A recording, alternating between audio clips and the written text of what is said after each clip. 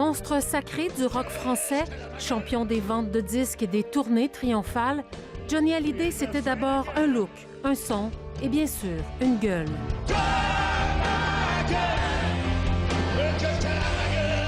Sa carrière prend son envol en 1960.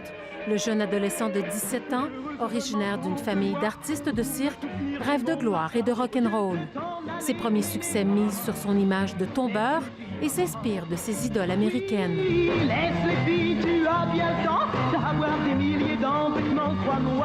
Dans les premières années de sa carrière, il présente des spectacles au Québec.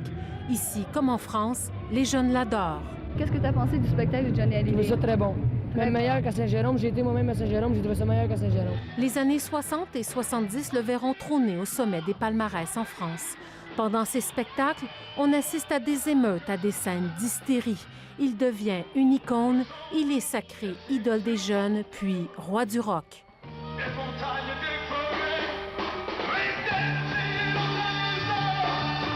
Amoureux du rock, il surfe tout de même sur tous les styles, s'adaptant aux modes et devenant, au fil du temps et des décennies, un incontournable de la culture populaire francophone.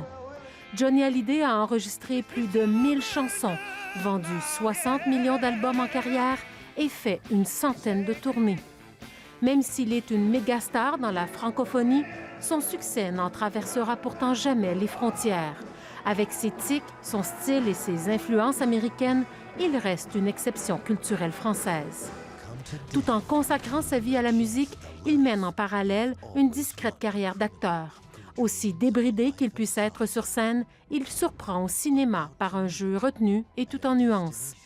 Dans le film Jean-Philippe, en 2005, il interprète Johnny Hallyday, devenu garagiste plutôt que rockstar. Non, il n'est jamais trop tard pour accomplir son destin. Le vôtre, c'est d'être Johnny Hallyday, de chanter pour les gens, de leur donner du bonheur. Alors que dans les années 2000, il est en voie de devenir le papy du rock français, il fonde une nouvelle famille. Déjà père de 2 enfants adultes, il adopte 2 filles avec sa dernière épouse, Laetitia, de 32 ans, sa cadette. À la même époque, il multiplie les duos. Les chanteuses québécoises à voix font évidemment partie de ses partenaires favorites.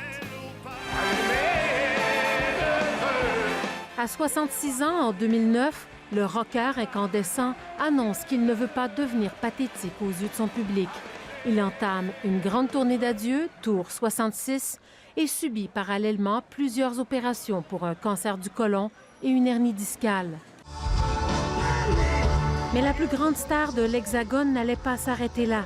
En 2012, il repart à nouveau en tournée avec le spectacle Jamais seul, qu'il viendra présenter sur les plaines d'Abraham au Festival d'été de Québec.